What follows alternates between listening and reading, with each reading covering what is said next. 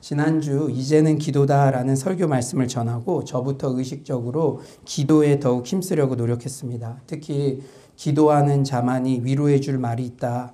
그러므로 기도자가 곧 위로자라는 깨달음이 계속적으로 큰 울림이 되었습니다. 나는 무늬만 사역자인가 아니면 과연 위로해 줄 말이 있는 사역자인가 제 자신을 계속 점검하며 기도에 전무하는 그러한 한 주를 보냈습니다. 그리고 실제 기도하면서 크고 은밀한 일, 큰 위로의 메시지를 듣게 되었습니다. 지난 목요일 원코리아 넥스트 집회 준비 기도 모임으로 할렐루야 교회에 갔는데 김승욱 담임 목사님께서 짧은 말씀을 전해주셨는데 너무나 큰 위로가 되었습니다. 그 본문이 바로 오늘 설교 본문이에요. 그렇습니다. 기도할 때 그리고 기도하는 자리에 갈 때 크고 은밀한 일, 진정한 위로의 메시지를 듣게 하시고 깨닫게 하십니다. 오늘 시편 126편의 배경을 나타내는 표제어 시편 126편 위에는 뭐라고 쓰여져 있죠? 성전에 올라가는 노래라고 그렇게 표기되어 있습니다. 이스라엘 백성들은 유월절, 오순절, 초막절 등 3대 절기 때 온 지방에서 예루살렘 성전에 모였는데 그때 성전에 가면서 순례길을 오르면서 부르는 노래입니다. 여러분들도 오래간만에 교회에 이렇게 오게 될 때 오늘도 오래간만에 오시는 분들은 막 찬양하면서 콧노래를 부르면서 기뻐서 이 자리에 왔으리라 믿는데요. 그런데 오늘 본문은 특히 포로 귀한 이후에 성전에 다시 올라가면서 부르는 감격의 찬송으로 추정됩니다. 70년 동안 포로로 잡혀가서 예루살렘 성전에 올 수 없었는데 다시 포로 귀환을 해서 그 성전에 올라갈 때 얼마나 큰 감격이 있겠습니까? 그런데 순례하면서 부르는 이 찬송시에서 우리는 훌륭한 기도를 배울 수 있습니다. 찬송이 곧 곡조 있는 기도이기 때문이죠. 이제는 기도다. 오늘 두 번째 시간인데요. 그렇다면 오늘 본문에서 배울 수 있는 기도의 교훈은 과연 무엇일까요? 첫째는 우리는 기도할 때 과거의 은혜를 기억해야 합니다. 여러분들이 이제 기도 많이 하고 있는데 어떤 은혜를 기억해야 된다고? 기도할 때 반드시 과거의 은혜를 기억하고 잘 기억나지 않으면 찾아내고 의지적으로 기억해내야 합니다. 우리 1에서 2절을 한번 우리 인터넷으로도 많이 들으시니까 1에서 2절 다 같이 한번 큰 목소리로 읽어봅시다. 시작. 여호와께서 시온의 포로를 돌려보내실 때 우리는 꿈꾸는 것 같았도다. 그때 우리 입에는 웃음이 가득하고 우리 혀에는 찬양이 찼었도다. 그때 문나라 가운데서 말하기를 여호와께서 그들을 위하여 큰 일을 행하셨다 하였도다. 우리는 꿈꾸는 것 같았도다. 우리는 너무 기쁜 일을 겪을 때 꿈만 같다. 꿈이냐 생시냐라는 표현을 쓰죠. 오랫동안 고3 시절에 공부했는데 합격자 이름에 딱 붙어 있을 때, 요새는 이름 붙어 있지 않죠? 하여튼 뭐 문자를 받거나 인터넷에, 와, 꿈이냐 생시냐 너무 기쁘죠. 그리고 너무 기뻐서 아무리 절제하려고 해도 그냥 희죽희죽 웃음이 나오고 길을 걷다가도 밥을 먹다가도 그 생각만 하면 스스로 미소 짓게 만드는 경우. 그래서 야, 너 무슨 일 있어? 아니야? 그런데도 그 생각만 하면 그런 때 한두 번은 다 있을 것입니다. 바로 그런 일이 이스라엘 백성에게 선물로 주어졌다는 거예요. 무슨 일입니까? 여호와께서 시온의 포로를 돌려 보내실 때에. 우리는 최근 예레미야서를 새벽마다 묵상하면서 큰 은혜를 받고 있습니다. 바벨론 포로로 잡혀가기 직전 이스라엘 백성들이 얼마나 고통 가운데 절망 가운데 있었는지 생생하게 느끼고 있죠. 그 당시 70년 만에 다시 포로로 귀환한다는 예레미야의 예언은 크고 은밀한 일이었죠. 누구도 쉽게 생각할 수 없는 철저하게 감추어져 있는 상상하기도 힘든 그런 예언이었습니다. 그런데 이런 꿈만 같은 일이 실제 일어난 거예요. 코로나19의 때 기도하면서 우리는 시편 126편의 고백이 회복돼야 될 줄 믿습니다. 이제는 기도다. 여러분이 기도할 때 이 시편 126편을 붙잡고 기도하세요. 현실만 보면 낙담하기 쉽죠. 끝이 보이지 않고 회복의 기미가 요원한 것 같아 실망하기 쉽습니다. 그러나 그럴 때일수록 하나님께서 우리의 인생 가운데, 서울로 공동체 가운데, 이 나라 이 민족 가운데 부어주신 꿈만 같았던 사랑과 자비를 기억해내야 합니다. 저는 최근 지난 2월 서울로 교회와 열방샘 교회가 함께했던 청년 겨울 수련회가 자주 생각이 나요. 정말 그런 때가 있었나 싶을 정도로 꿈꾸는 것 같아요. 그때도 우리 성도님들도 저녁 집회 때 오신 분도 있고 그 현장을 보시지 않았습니까? 그 수련회 마치는 날 바로 신천지발 코로나가 확산되어 수련회 때 만나고 아직까지 못 만난 미션홈 3기 청년들도 많습니다. 여러분들 가끔 새로운 청년들 보시면 저 친구들이 어디에서 이렇게 날라왔지 했는데 그때 다 만났던 친구들. 근데 기대하십시오. 아직 한 번도 못 만난 친구들도 많이 있습니다. 하루만 늦었어도 수련회를 할 수 없었죠. 그런데 지금 생각해도 그 수련회는 하나님께서 철저히 주도하신 하나님의 작품이었어요. 대규모 수련회 집회가 취소되어 일주일 만에 일사천리로 준비한 수련회였는데 탈북 청년, 남한 청년, 남녀 구성 비율도 정확하게 비슷했어요. 최고의 강사진, 최고의 찬양팀이 함께하는 축제였습니다. 여러분, 제가 지난 목요일 날 그 중국에서 옥고를 치르셨던 우리 수련회 때 둘째 날 간증하셨던 온성도 목사님을 뵀거든요. 그런데 그 탈북 청년들이 지금도 우리 교회 청년들 얘기를 한대요. 그러면서 뭐 하루 점심이라도 이렇게 간단한 그러한 모임이라도 함께 갖고 싶다. 그런 말을 하더래요. 그 탈북 청년들에게도 우리 청년들이 깊게 마음에 각인되었던 것이죠. 기회가 되면 이런 말이 나오게 하신 거 또 하나님께서 그런 만남들을 허락하게 하실 줄 믿습니다. 제가 지난 목요일 이 둘째 날 저녁 집회 강사였던 온성도 목사님을 만났는데 너무 반갑기도 했고요. 지금도 사방이 막힌 것 같은 이런 상황에서도 코로나 상황에서도 참 귀한 일들이 일어나고 있더라고요. 이 온성도 목사님은 주로 이 탈북한 우리 형제 자매님들을 구출하는 그런 사역들을 하고 있는데 정말로 지금 다 막힌 것 같고 여러 가지 길들이 이렇게 정말 어려운 상황이잖아요. 그래서 이미 정말로 케어를 받지 못하고 있는 탈북 성도들, 중국에 있는 성도들.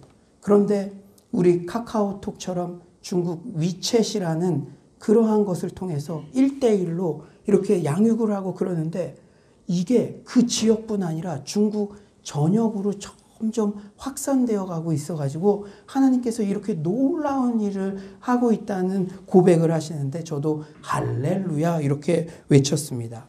그리고 또 그 목사님을 직접 뵈니까 지난 겨울 수련회 당시 온 목사님의 중국 감옥에서 만난 하나님에 대한 생생한 간증은 많은 청년들에게 감사에 대한 도전을 주었고 지금도 제 마음속에 깊은 울림으로 남아 있습니다. 그때 제가 좀 부끄러웠거든요. 중국에서 그 옥고를 치르면서도 주님이 약할 때 강함 되심이라. 자신이 감옥에 있으니까 예전엔 신앙 좋은 선교사라고 했지만 막 그 작은 그 음식 막 조금 편하게 자려고 그런 이기심 그런 것들을 보면서 철저히 자신의 죄성을 발견하며 낮아졌는데 약한 그때가 가장 강함이라 그러면서 회복되게 하시고 감사했던 고백을 했는데 그때 오셨던 성도님들도 다 감동받고 울었어요. 지금 나는 이런 상황에서도 감사하지 못하고 있는데 제 자신을 돌아보게 되었죠. 사랑하는 여러분, 이렇게 큰 감동으로 남았던 겨울 수련회, 이런 꿈꾸는 것 같은 신앙의 추억을 선사해 주신 하나님은 지금도 현재 진행형으로 우리 삶에 개입하고 계신 줄 믿습니다. 또한 최근 미션홈 사역이 처음 열렸던 날도 꿈꾸는 것처럼 자주 생각이 나요. 우리 많은 성도님들이 우리 청년들이 이렇게 섬기는 모습만 봐도 예배 드리기 전부터 은혜를 받는데요. 너무 기쁜 그런 마음이 듭니다. 그런데 제가 우리 청년들 볼 때마다 미션홈 사역이 처음 열렸던 날 3주 강단기도 이후 하나님께서 열어주신 미션홈 사역 공립학교의 기숙사 공간을 쉐어하여 사역할 수 있다는 사실 자체가 기적이었죠. 특히 서울로 공동체를 통해 어떻게든 신학생들과 탈북 청년들을 돕고자 하는 마음이 있었는데, 그때는 제가 부임하자마자고 우리가 대형교회도 아니고, 그런데 제 마음 가운데는 우리 신학생 후배들을 돕고 탈북 청년들도 어떻게든 도왔으면 좋겠다. 착한 마음만 먹었는데도, 착한 생각만 해도 주님께서 신실하게 응답해 주셔서 장신대 신학생 형님들이 우리 청년들과 함께 거주하게 되어 신앙적으로 큰 도움을 얻었고, 또한 탈북 대학생 청년도 한 명 함께 거주하게 되는 은혜가 있었습니다. 지금도 제가 청년들이랑 이렇게 나누면요, 그때가 신앙의 전성기였던 것 같아요. 이 신학생 형님들과 같은 방을 쓰면서 신입생 때 부어라 마셔라 유혹에 빠질 수도 있는데 혹 넘어지더라도 밤에는 그 형님들과 큐티하면서 위로받고, 참 이것은 하나님께서 만드신 작품인 것이죠. 지금 생각해 보니까 그 모든 일 역시 하나님께서 주도하신 것이고, 마치 한여름밤에 꿈을 꿨던 것 같은, 생각만 해도 흐뭇해지고 마음이 따뜻해지는 기억들입니다. 그때 미션홈 사역 시작될 때 우리 성도님들도 십시일반으로 헌금도 하시고, 체육대회 할 때, 오픈하우스 할 때 가셔서 기도로도 동역해 주시고, 이렇게 함께 참여했던 추억들이 있으니까 우리는 이런 이야기만 하더라도 꿈꾸는 것 같고 우리 안에 기쁨이 넘치지 않습니까? 우리가 기도할 때 과거의 은혜를 기억해내는 것이 중요합니다. 특히 고난의 때는 더더욱 그래요. 생각해 보세요. 바벨론 포로 직전 이스라엘 백성들은 70년 후에 포로 귀환을 상상이나 할 수 있었겠습니까? 하지만 그 꿈 같은 일이 현실이 되었습니다. 개척교회 남북 청년들이 함께 전국구 강사진과 최고의 찬양팀과 겨울 수련회를 할 수 있는 일, 공립고등학교 기숙사에서 개척교회가 미션홈 사역을 시작하는 일, 쉽게 상상하기 힘든 일이었죠. 그러나 그 꿈 같은 일을 우리는 실제로 경험했습니다.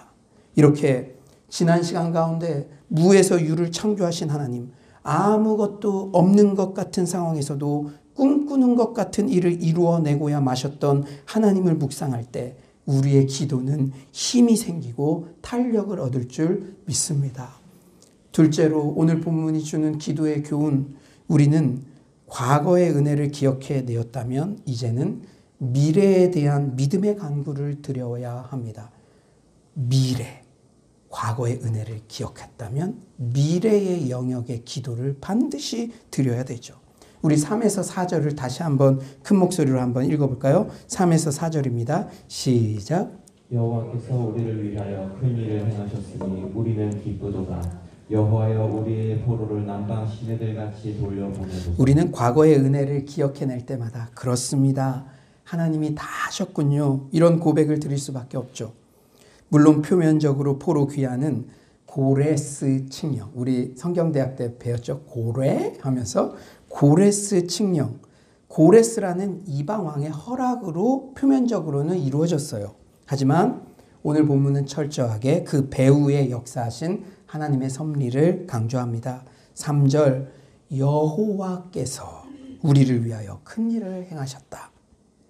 심지어 2절에는 문 나라들, 즉 온 이방인들도 여호와께서 그들을 위해 큰 일을 행하셨다고 그렇게 인정합니다. 여러분들의 불신 친척들과 믿지 않는 친구들이 우리 서울로 교회가 미션홈 사역 시작하게 된 일, 수련회 한 일, 3년 동안의 크고 작은 은혜의 일들, 내 개인의 역사하신 하나님의 은혜, 그런 것들을 이야기할 때 와, 그거 여호와께서 하신 것이다, 이렇게 고백한다는 것입니다. 사랑하는 여러분, 이런 하나님의 역사, 하나님의 일하심을 신뢰하는 자들은 당연히 미래의 기도 제목도 포기하지 않고 아뢰게 됩니다. 4절, 우리의 포로를 남방 시내들같이 돌려보내소서. 물론 포로 귀환이 이루어졌지만 아직도 남아있는 포로들이 있었죠. 어쩌면 이 시는 포로 귀환 2차 이후에 드려졌던 시일 수도 있고 1차 이후에 드려졌던 시일 수도 있고, 포로기한이 1차, 2차, 3차로 나누어져서 진행되었던 역사적 사실이 이 시가 이렇게 나오게 된 배경을 잘 설명해 준다는 것이죠. 이렇게 성경은 세속 역사와 반드시 일치되고 맞물려서 이렇게 돌아가는 것입니다. 왜냐? 하나님의 섭리, 세계 역사를 주관하시는 하나님의 섭리가 있기 때문이죠. 그렇기 때문에 순례객들은 물론 포로 귀환의 꿈 같은 기적을 이미 경험했지만 아직 남아있는 포로들도 모두 귀환하게 해달라는 미래의 간구를 올려드리는 것입니다. 우리는 이미와 아직 사이를 살아가고 있습니다. 우리가 어디 사이를 산다고요? 이미와 아직. 과거에 꿈 같은 기도 응답의 기적을 경험했지만 현실에도 아직 이루어지지 않은 기도 제목들이 산재해 있죠. 지난 3년 전에 미션홈 사역 수련의 꿈 같은 일을 이미 경험했지만 아직도 코로나19 이후에 우리의 예배 장소, 교육 장소, 열려야 할 기도 제목들, 미션홈이 다시 열리는 거, 기도 제목들이 아직도 있다는 것입니다. 하지만 그때도 낙심하지 말고 우리는 미래의 회복과 소망을 위해 기도해야 될 줄 믿습니다. 코로나19의 때 무엇보다 낙심은 금물이에요. 뭐가 금물이라고요? 낙심. 단기간 기도는 누구나 할 수 있어요. 하지만 기도 응답이 더딜 때에도 응답 받을 때까지 기도하겠다는 결연한 자세와 의지가 어느 때보다 필요합니다.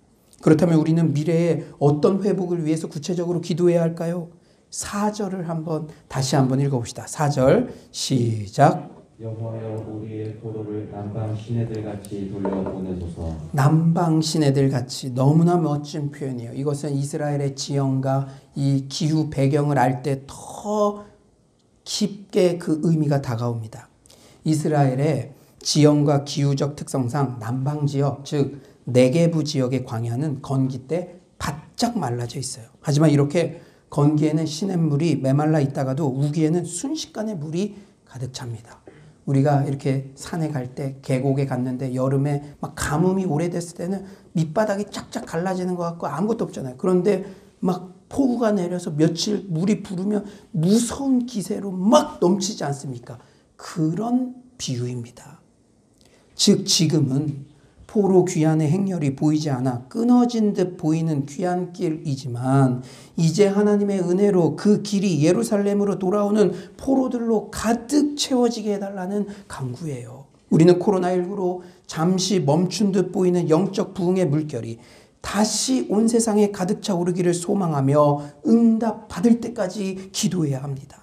현 상황만 보고 기도를 포기해서는 절대 안 돼요. 또한 여러분의 생업 현장과 가정, 자녀 및 교회 공동체 등 모든 영역을 위해서 기도할 때도 남방 시내들 같이 여러분 집에 이 냉장고 앞에 딱 붙여놔요. 우리 수험생들 책상 앞에 딱 붙여놔요. 남방 시내들 같이라는 이 표현을 항상 되뇌이며 포기하지 말고 기도하시기 바랍니다. 특히 자녀들의 신앙 때문에 고민하는 성도님들이 많은 것 같아요. 그래도 내 자녀가 최근 신앙을 잘 유지해 온 것 같은데 코로나19로 아예 멈춰버린 것 같아 너무 안타깝고 마음이 힘든 분들은 안 계십니까? 하지만 하나님은 마음만 먹으면 언제든지 물 한 방울 없이 짝짝 갈라진 건기의 남방시내도 급물살을 뽐내는 우기의 남방시내로 바꾸시는 분인 줄 믿습니다. 기도하는 어미의 자식은 결코 망하는 법이 없음을 다시 한번 되새기며 다시 기도의 무릎을 세우는 위대한 기도의 어머니들 되시길 간절히 축원합니다. 우리는 이상에서 시편 126편의 곡조 있는 기도를 통해 우리가 기도할 때 첫째, 이미 하나님께서 응답해 주신 과거의 은혜를 기억해내고 둘째, 아직 미완성인 미래의 기도 제목을 포기하지 말고 끈질기게 강구해야 한다는 기도의 교훈을 배웠습니다. 그런데 오늘 이 시의 구성이 참 의미가 있어요. 우리가 과거 그리고 미래에 대해서, 그러면 뭐 남았죠? 현재. 그렇다면 우리는 현재를 어떻게 살아가야 될까요? 우리 5에서 6절은 이렇게 말씀하시죠. 눈물을 흘리며 씨를 뿌리는 자는 기쁨으로 거두리로다. 울며 씨를 뿌리러 나가는 자는 반드시 기쁨으로 그 곡식단을 가지고 돌아오리로다.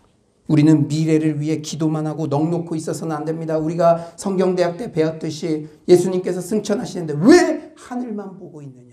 하늘만 보고 넋놓고 있으면 안 돼요. 아무리 힘들더라도 울더라도 현실에서 내가 씨를 뿌려야 되는 줄 믿습니다.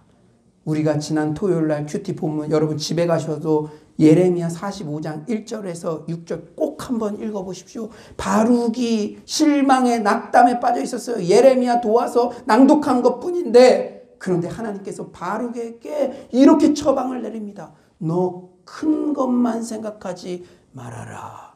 허황된 영적인 목표 비전에 감추어져 있는 그런 말 하지 말고 너의 현실에서 드리는 기도, 여러분과 같은 이런 일상의 예배, 그 사소해 보이는 그것, 현실에서 울더라도 씨를 뿌려야 된다. 그 말씀을 동일하게 해주신 줄 믿습니다. 하나님께서는 스스로의 열심으로 구원 사역을 진행하시지만 중요한 것은 사람을 통해 일하십니다. 성경에 그 많은 족보가 등장하는 이유도 바로 그것이죠. 여러분, 우리는 흔히 성경의 족보가 의미 없는 단순한 이름의 나열이라 생각하기 쉽지만 그래서 성경 통독할 때도 쉽게 스킵하고자 하는 유혹을 받지만 성경의 족보는 하나님께서 그 한 사람 한 사람을 통해 구원 역사를 이루어 가셨다는 사실을 강조합니다. 마태복음 1장에도 구약과 신약을 잇는 그 족보, 그 이름이 무엇입니까? 내가 나의 열심으로 구원 사역을 이루지만 이 시기에는 이 사람을 통해서 내가 계속 이어져 왔다. 여러분, 코로나19 모든 예배가 위축되어 있고 쪼그라드는데 그래도 이 예배의 자리를 지키며 여러분들이 성실하게 기도의 자리, 찬양의 자리 나아온 여러분의 이름은 이미 다 기록되어 있는 줄 믿습니다. 하나님께서는 하나님의 사람들을 통해서 그 일을 이루어 가신다는 거죠. 사랑하는 여러분, 눈물로 씨를 뿌리는 자. 눈물이라는 단어는 비가 내릴 희망이 없는 상황에서도 씨를 뿌려야만 하는 농부의 탄식을 의미해요. 이스라엘의 농부들은 전혀 비가 올 것 같지 않은 상황에서도 비를 기다리다 못해. 왜냐?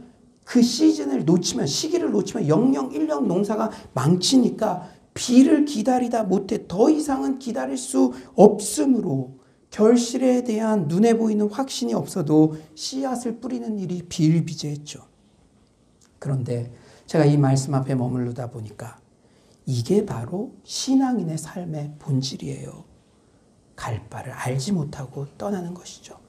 다 보여주고 수익률 200% 보장해주고 그러면은 그곳에 갈 수 없는 사람, 순종하지 않는 사람이 어디 있겠습니까? 보이지 않아도 울더라도 씨를 뿌리고 울더라도 순종하는 것, 그것이 신앙의 본질인 줄 믿습니다. 울더라도 씨를 뿌려라. 신앙은 본질적으로 애통하는 삶이에요. 애통하는 자는 복이 있나니. 당장 눈에 보이는 것이 없을지라도 오직 하나님을 바라봄으로써 씨앗을 뿌리는 삶, 그것이 신앙입니다. 사랑하는 여러분, 코로나19의 때 이 말씀을 꼭 붙잡으시기를 바랍니다. 우리는 지금 어느 때보다 불확실성의 시대를 살고 있어요. 한 달 뒤, 아니 일주일 뒤에 계획도 잡기 힘듭니다. 모임도 취소의 연속이고 대형 교회에서 일주일 뒤 기도 집회를 해도 몇 명까지 현장에 오게 할 수 있을지 누구도 장담하지 못해요. 이번 주 토요일 날 얼마나 그 교회가 큽니까? 그런데요, 아직 몇 명까지 올 수 있을지. 그래서 주중에 저에게 오늘 이제 조금 거리두기가 완화됐잖아요. 그래서 500명까지 올 수 있습니다. 이런 걸 얘기해 주겠대요. 일주일도 안 남았는데. 그러면 우리 서울로 성도님들은 거기 현장에 가서 같이 예배드리고 우리는 1순위로 참여하게 해준다고 그렇게 했어요.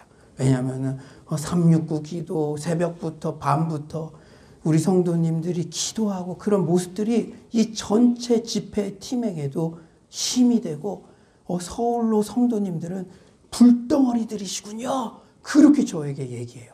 가서 그냥 조용히 예 그렇습니다. 그러고만 있으면 됩니다. 하여튼 지금 토요일 날 하는 집회인데도 몇 명이 올지, 몇 명이 가능한지.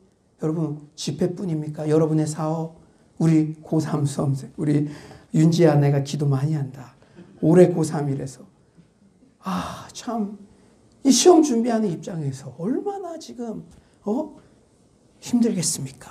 그런데요, 하지만 이렇게 아무것도 확실한 것이 없을지라도 이 상황 자체가 너무나 답답하고 눈물만 흐를지라도 그래도 우리는 각자의 삶의 자리에서 신앙의 씨앗을 뿌려야 될 줄 믿습니다. 그렇다면 구체적으로 어떤 씨앗을 뿌려야 될까요? 어떤 신앙의 씨앗을 뿌려야 될까요? 첫째, 기도의 씨앗을 뿌려야 됩니다. 사방이 막혀 있는 것 같아도 하늘은 열려 있지 않습니까? 모든 것을 제한하려 해도 주님을 향한 우리의 마음만큼은 누구도 어떤 바이러스도 빼앗을 수 없습니다. 또한 여러분에게 솔직하게 묻고 싶어요. 우리의 상황을 정직하게 직시하면 우리가 지금 할 수 있는 게 기도밖에 없잖아요. 내 사업체가 예전만큼 돌아가는 거, 회복되는 거, 내가 아무리 짱구를 굴리고 돈을 동원하고 사람을 동원해도 방법이 없잖아요. 지금은 기도할 수밖에 없는 상황으로 우리를 몰아가고 계시는 줄 믿습니다. 지금도 기도하지 않는다면 그 이후에 벌어질 일은 생각만 해도 안타깝고 끔찍해요. 우리는 어쩌면 이 코로나19의 시간이 내 개인적으로 우리 가정에게, 우리 교회에 마지막으로 주신 기도의 기회일지 모른다는 절박한 마음으로 기도의 씨앗을 뿌려야 합니다. 제발 부탁드립니다. 제가 기도할 때마다 지금도 기도하지 않으면 안 되는데 주여 제가 먼저 엎드리겠습니다. 그런 마음으로 이제는 기도다. 그런 마음으로 한 끼 금식하며 새벽에도 나오고 밤에도 나오고 온라인으로도 나오고 청년들 토요일에도 기도하고 어떻게든 한 명 한 명 만나서도 기도하고 그 마음이 전달되기를 바랍니다. 왜냐? 주의 사역자에게 기도할 때 크고 은밀한 일을 가르쳐 주시기 때문이에요. 예레미야에게 가르쳐 주신 것처럼. 지난 금요일 새벽기도 본문이 계속 제 마음을 때려요. 예레미야 44장 22절.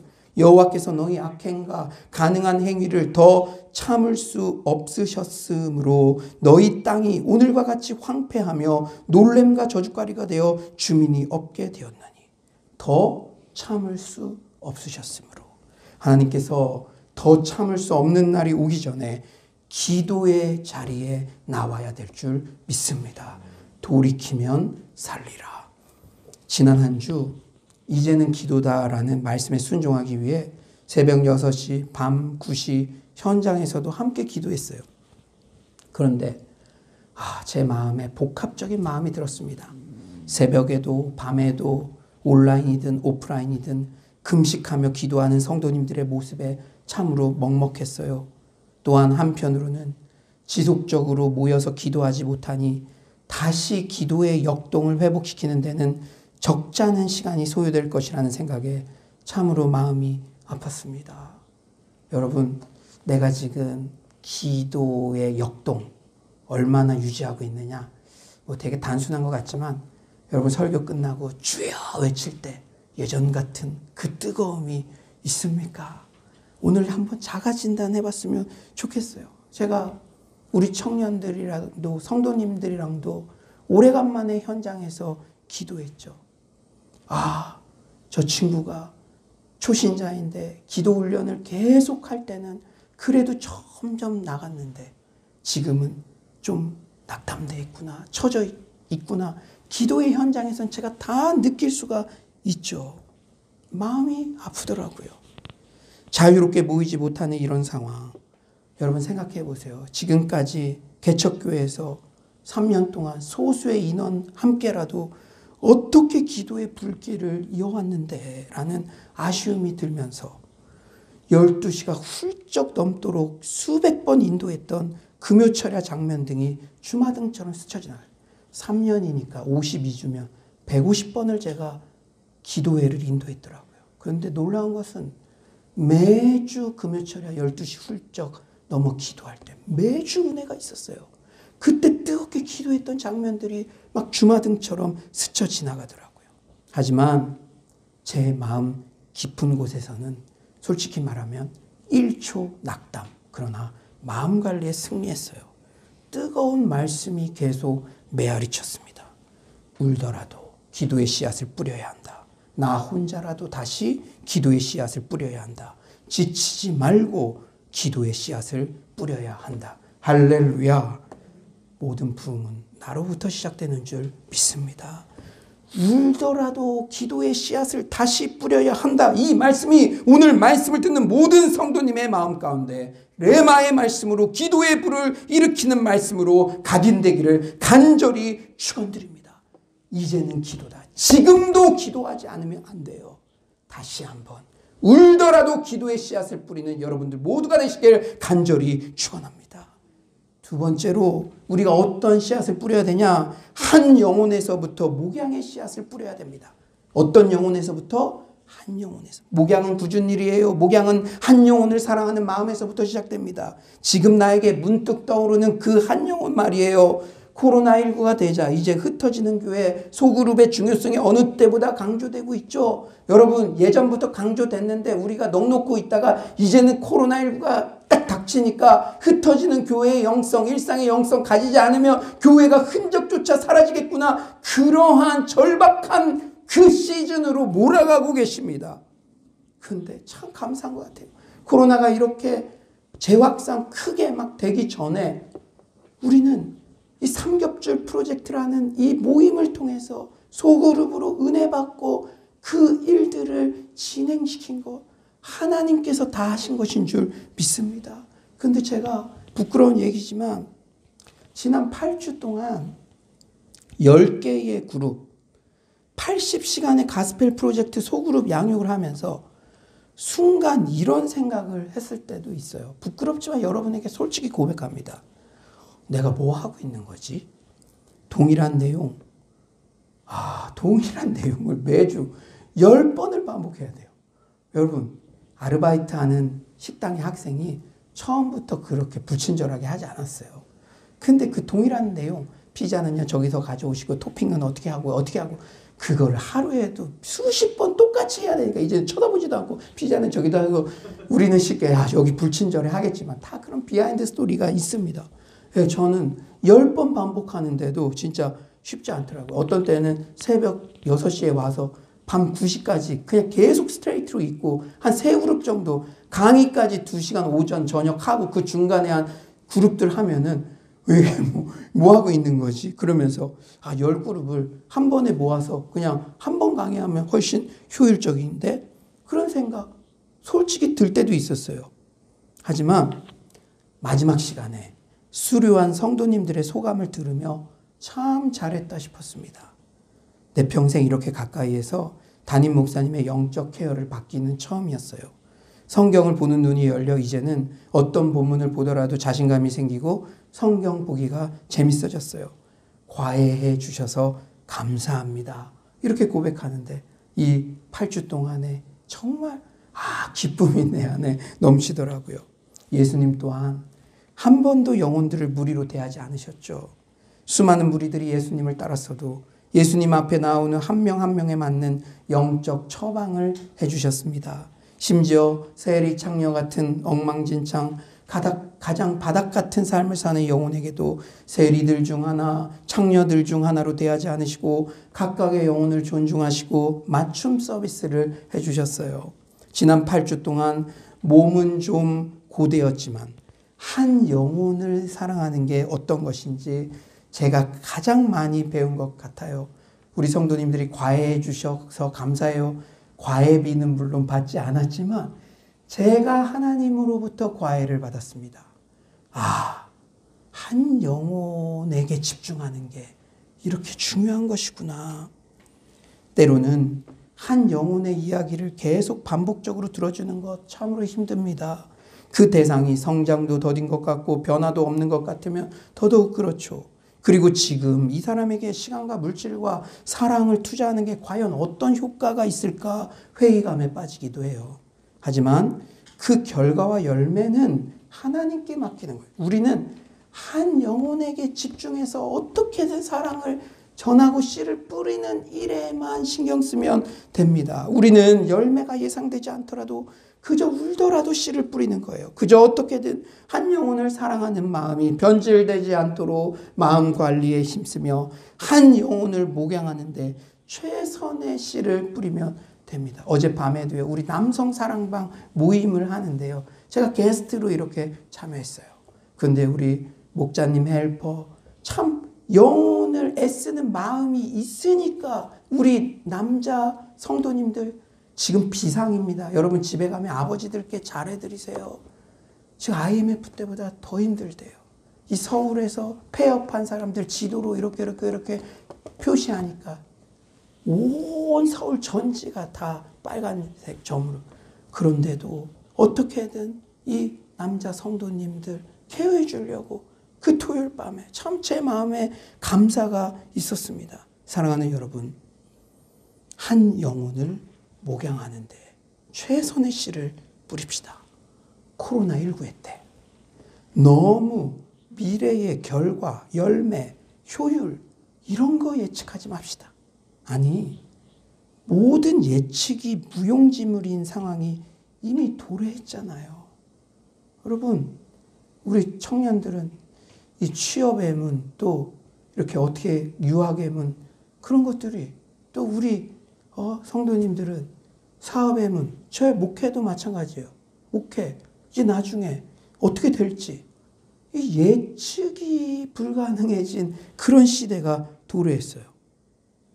그런데 이때일수록 그저 지금 바로 내 옆에 있는 한 영혼을 사랑하고 어떻게든 한 영혼 사랑하는 마음으로 작은 헌신부터 섬김부터 시작하시기를 간절히 축원합니다. 울며 씨를 뿌리면.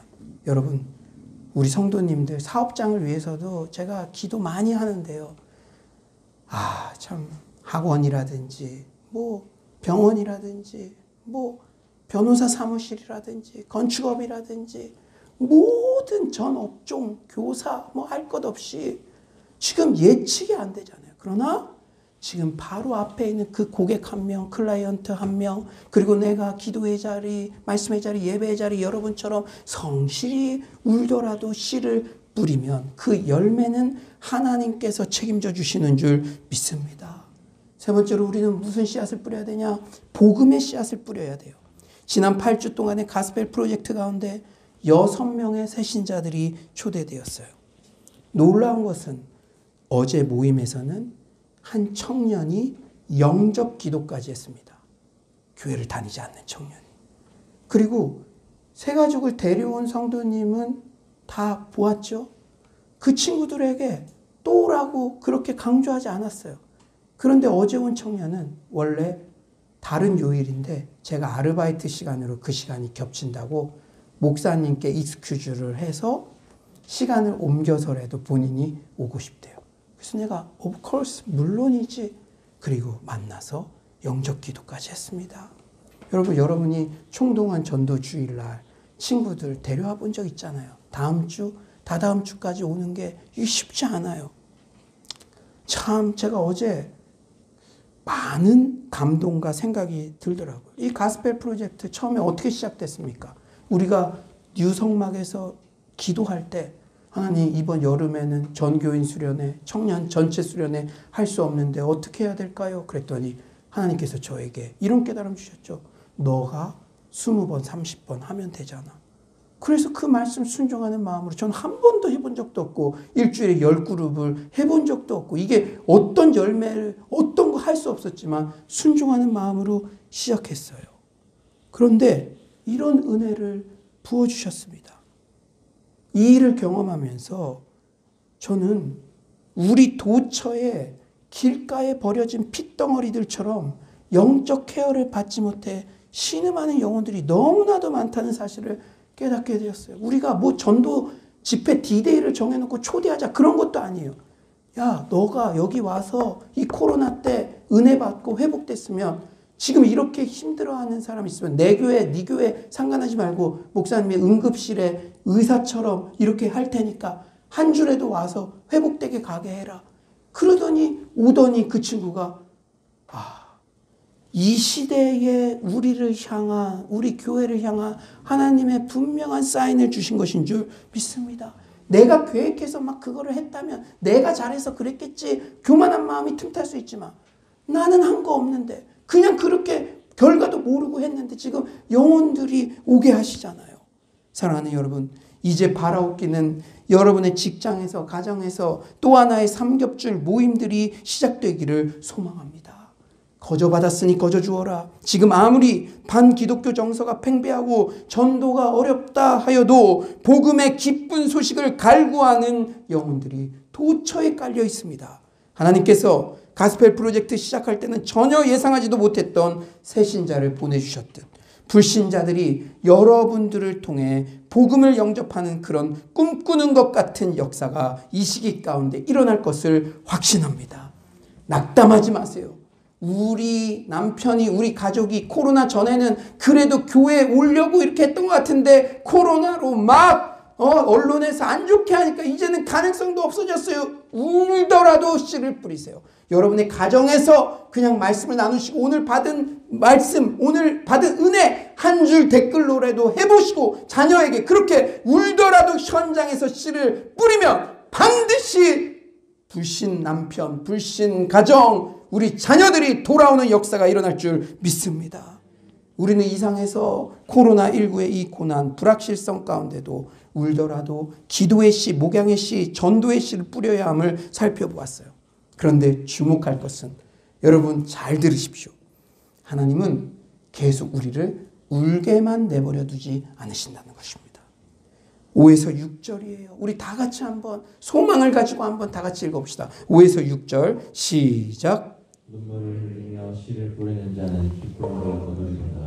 울며 씨를 뿌리러 나가는 자는 반드시 기쁨으로 그 곡식단을 가지고 돌아오리로다. 5절 기쁨으로 거두리로다. 6절 기쁨으로 그 곡식단을 가지고 돌아오리로다. 두 번이나 반복해서 말씀하세요. 지금 뭐 하나 보이는 거 없는 것 같아도 내 삶의 현장에서 울더라도 씨를 뿌리면 반드시 열매를 거둔다는 것입니다. 그런데 주목할 표현은 곡식단 이전에, 여러분 곡식단이라는 것은 여러분의 눈에 보이는 열매 그런 걸 이야기하죠. 그런데 그 곡식단 이전에 무엇이 기록되어 있습니까? 기쁨. 할렐루야. 그렇습니다. 울며 씨를 뿌리는 행위 자체만으로도 이유를 알 수 없는 기쁨을 이미 거두게 됩니다. 80시간 가스펠 프로젝트 목양을 하면서도 이 이유의 효용성, 교회의 유익 등 눈에 확 띄는 뭐가 보이지 않아도 제가 매일 밤 9시에 돌아갈 때 이유를 알 수 없는 기쁨이 저에게 있었습니다. 한 그룹 한 그룹 끝낼 때마다 정말 내가 자동응답기 되는 것 같아서 그렇게 하고 끝낼 때마다 이유를 알 수 없는 기쁨이 있었어요. 이것은 어떤 불비한 상황에서도 울더라도 씨를 뿌려본 자만이 누리는 신앙의 기쁨이요 비밀인 줄 믿습니다. 이 신앙의 기쁨 비밀을 여러분 늘 간직하시기를 간절히 축원합니다. 이제 말씀을 정리하겠어요. 지난 목요일 김승욱 목사님께서 구체적으로 이런 말씀을 하셨어요. 저는 믿음의 동지들과 함께 10년 전부터 아랍 선교에 힘썼습니다. 여러분 저 중동 이슬람 제일 선교하기 힘든 곳이죠. 아무것도 보이지 않지만 울더라도 씨를 뿌리는 심정으로 후배들의 길을 터주는 돌 하나 옮긴다는 심정으로 해왔습니다. 그런데 최근 우리는 아랍 선교의 현장에서 시편 126편 말씀처럼 꿈꾸는 것 같다. 와 이게 꿈이야 생시야 연신 감격도 감격합니다. 하나님께서는 여러분 이미 CNN을 통해서 또 세계 역사에 관심 가지신 분들은 잘 알고 있죠. 하나님께서 아랍 국가에 아랍의 봄 민주화 운동을 일으켰고 그로 인해 수많은 아랍 난민들이 제3국에 유입되게 되었고 그 난민촌에서 이슬람이 크리스천으로 개종하는 꿈같은 역사, 우리도 6.25 이후에 깃발만 꽂으면 성도들이 몰려왔던 것처럼 지금은 세례를 받으려고 막 줄을 서 있대요.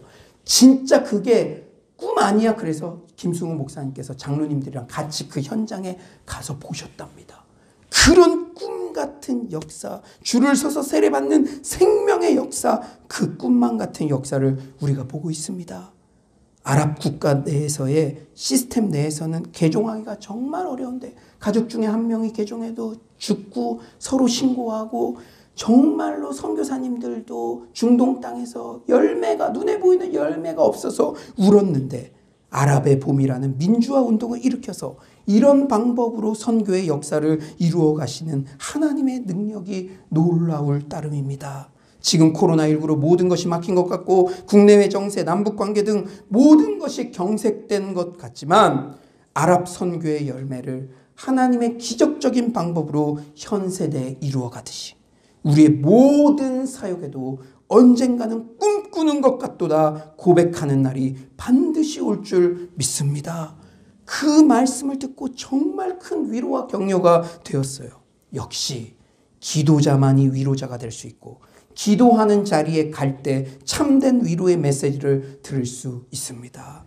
그 위로의 따뜻한 마음을 그대로 담아서 오늘 설교로 사랑하는 서울로 성도님들께 전했습니다. 시편 126편의 곡조 있는 기도를 통해 배운 기도의 모범을 우리의 기도 생활에 적극적으로 적용합시다. 꿈꾸는 것만 같았던 과거 하나님의 은혜 그 역사를 적극적으로 기억해내며 아직 이루어져야 할 미래의 기도 제목들을 포기하지 말고 끈질기게 하나님께 아뢰시다. 그리고 현재 어떤 상황에서도 울더라도 씨를 뿌리는 농부의 심정이 회복되기를 간절히 축원합니다. 코로나19의 때 울더라도 우리 힘들지만 우리 저와 함께 기도의 씨를 뿌려봅시다. 울더라도 한 영혼에 대한 목양의 씨를 우리 사랑 목자님들 너무나 애쓰고 있는데 저와 함께 다시 또 뿌려봅시다. 울더라도 길가에 핏덩어리같이 방치된 영혼들에게 복음의 씨를 뿌려봅시다. 그리하여 코로나19의 이 고난의 상황에서도 기쁨의 열매 가득 안으며 넉넉하게 승리하는 서울로의 모든 성도님들 되시길 간절히 축원합니다.